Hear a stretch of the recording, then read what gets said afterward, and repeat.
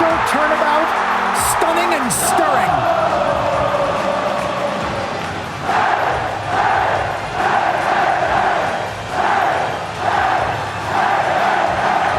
An empty net garden filled the garden with glee.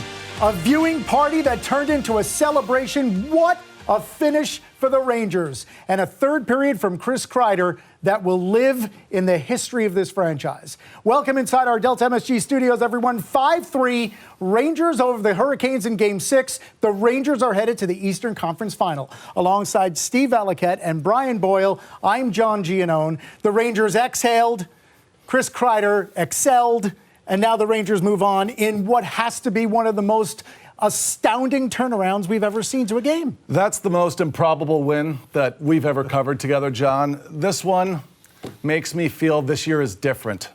This year is different. That's my biggest takeaway from this game. To see them come back from down 3-1 in the third period against a Carolina Hurricanes team that has outscored their opponents 18-5 in third periods, after a second period where the Rangers forwards only had 3 guys that had shots on goal. Like, this was improbable to me. I didn't see it coming. Chris Kreider's name is going to be in the rafters because of this one. Nobody will ever forget this. This is a Ranger classic. And what a feeling for the players on the bench seeing them celebrate like that. It's not easy to get through any rounds in the playoffs. This team, I mean, the Carolina Hurricanes are a very difficult team to generate much with. The ice looked horrifyingly bad. There were players falling, the puck was bouncing, and the structure of Carolina posed a threat. Having said all that, I didn't hate the first period. I know they didn't get a lot through. The second period I didn't love, but you just wondered, was there a spark? Was there anything? And they after the first Kreider goal, they decided they wanted to keep skating. They wanted to pick it up a notch. And after that, when they made it 3-2, it was a different game. They found their legs again. They found that energy. They lived off that energy, and it was just a matter of time. I'll never forget this performance from Shesterkin. Yeah. I'll never forget it because, you know, that was the one takeaway from the first period. I thought I saw Anderson fighting the puck a little bit, and Shesterkin was sharp. He was a brick wall, and Anderson was always paper mache for me in this entire series. And that was one thing that I felt like if the Rangers didn't take advantage of it, what a missed opportunity.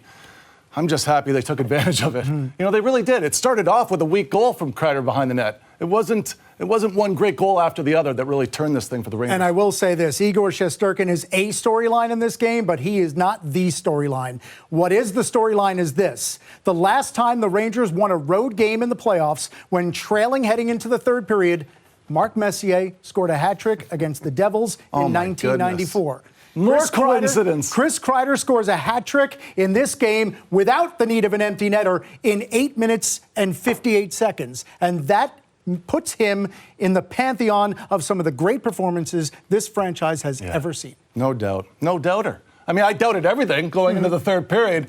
But Chris, he's been such a great Ranger. He's the longest-serving Ranger on the roster, so couldn't have happened to a better guy. And look, the Rangers saw this play in game number 4 when Lafreniere scored. They knew there was a leaky left foot from Anderson, and they could expose it. And Kreider, having the nose for the net that he does, was able to get there before any of the Carolina Hurricanes players could defend that area of weakness. There's been an exposure all the way through this series of an easy track for Anderson. So the deflection up high doesn't surprise me. He should have really brought a big body across on that save. Never mind, it was a great play. And then this wraparound here from Lindgren, losing man-on-man coverage for a defenseman to be behind the net, to be able to make a backdoor tap-in really for Kreider, a possibility. You've got to really like the fact that the Rangers as a team stuck with this. Boiler. Absolutely. They stuck with it. That's the hardest part. And the game is so mental. People, you might not understand it, but even within the game, when you're not getting looks or you're just being stifled, it's so hard to stay positive, and you lose a little bit of your legs. You lose confidence. You're thinking about every little detail in the wrong way. They started playing. Now, I loved Kreider's first goal. I loved it. I thought it was a goal scorer's goal. He saw a vulnerability in the goalie and went right after it. Yeah. The second goal, the tip, was incredible. I don't know how long you have to practice that to get good at it, but I'm going to try. Every day for 10 minutes. I mean, and I practiced deflections. That thing was world class. Yep. And then he's a big, strong man. He's in front of the net. That's the problem with man-on-man defense. Yeah. You can't. It gets exposed when there's switches high to low like that. There's no way his stick should have been available, but he knows where to go, and he didn't make any mistake about it. And they had other chances to score. It wasn't just that. It was the whole third.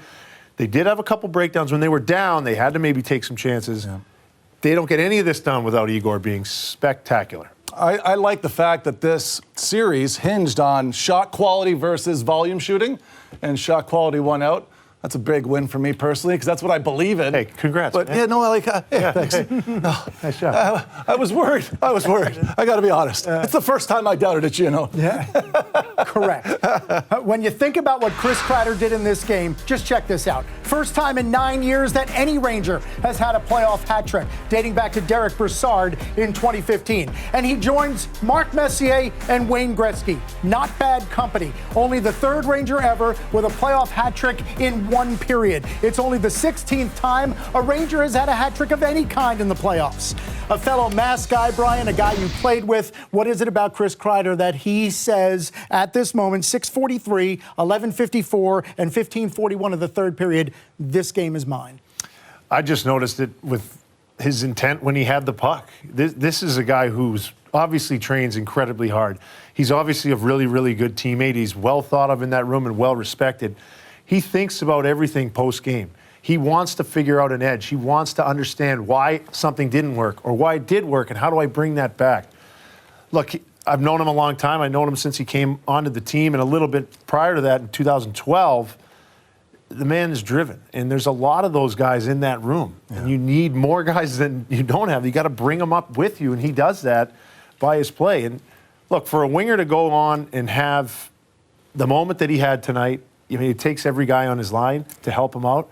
And I thought, especially the stud guys on this team, they elevated their game when they really absolutely had to. They did not want to hear any more words spoken about what's going to happen in Game 7. Well done, my friend. Yeah. Speaking of A-listers who stepped up and refused, how about Igor Shesterkin, Steve? I mean, here's a guy down 3-1 after 2 periods, just refused to allow the fourth goal, and maybe on the handshake line, the last thing he should have shaken hands with was the net that he was tending, because 3 different times it also refused to allow a goal. He forced them to hit those posts. Yes, okay, we'll go with that. You guys always. Hey, look, he's so persistent, hungry, and driven that he really inspired the belief of the leadership group to take this game over on the offensive side of the puck, because he kept this game as close as he could for as long as he could.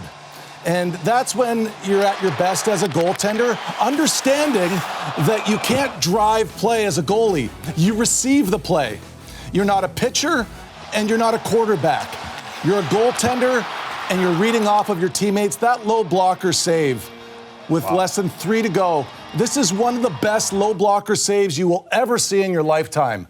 And the relationship that his head has with his low blocker there on contact, that's one that I'll be able to use in hockey schools for the next 10 years. That's how you teach low blocker tracking. It's just play that on a loop for kids, because that is as dialed in as you'll ever see a goalie when the chips were on the line. He was sitting on a fastball there. He knew where it was going. Didn't matter where it was going. It wasn't getting by him. Yeah. He was dialed in. That save brought me out of my chair, and I'm not a part of the goalie union. I mean, I was so impressed. You know what it looks like. He was the puppet master. He knew where it was going, and like, it wasn't getting by him. Yeah. You knew it wasn't getting by him. And when your stars rise to the challenge and they play big in big moments like this, even after 40 minutes, if it was sort of vanilla on bad ice and against a good team, I don't know. I had a feeling the whole time. You guys can back me up on this. I wasn't. He did. Yeah, he did. That was pretty. The only reason why I did go for a walk in the third when it was 3-1. And listen, maybe that's because not only were you a player for a long time, but you're a real student of the game. You appreciate the history of it as well. I'm already hearing from people my age group and older, which is certainly way older than you, who are already calling this one of the top 5 wins in the history of this franchise. Yeah. Can you even, only 15, 20 minutes after the game ended, appreciate the magnitude of what we just saw yet? I think it means so much because of, look, the narrative of the 3-0 series lead, turning it into a 6-game series, potentially a 7-game series. I can look at it and say these are 2 good teams, and sometimes bounces happen. Maybe it shouldn't have been 3-2, but 3-0, but it was. Yeah. But they didn't. They just decided I don't know what was said in that room after the second period. They decided this is not how we're going to go out. Yeah. Game 5 is not how we're going to go out in Game 6. Okay? We're going to give ourselves a chance, at least put our best foot forward and see what happens. Maybe you expose something. Maybe you learn something about the opposition that if it does go to a Game 7, we're ending it now. We're going home now. We're going to get some rest. Hopefully the other series goes to 7. And that's where the maturity comes in, John. They blocked all the noise out. I mean, that's where I give this group a lot of credit. All right, let's hear some reaction from the Rangers on what they felt transpired on the ice during the 4-goal third period and the 5-3 win. We begin with Mika Zibanejad, who assisted on Chris Kreider's first of his 3 goals in the third period. Dave Maloney working the dressing room with Mika Zibanejad. How good does that feel? Incredible. That was, we worked for that one.